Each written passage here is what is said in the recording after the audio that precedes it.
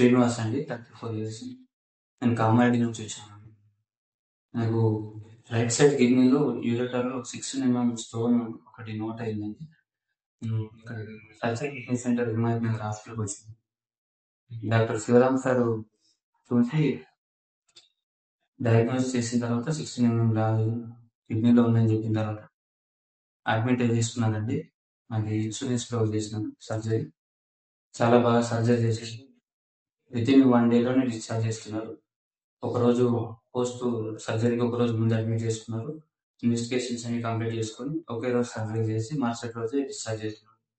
ఇప్పుడు నేను పూర్తి ఆరోగ్యంగా ఉన్నాను. అక్కడ హాస్పిటాలిటీ అంతా బాగుంది. డాక్టర్ గారు, నర్సింగ్ సిబ్బంది మిగతా అందరూ కూడా సపోర్ట్ ఇస్తారండి. బాగుంది హాస్పిటల్. Thank you.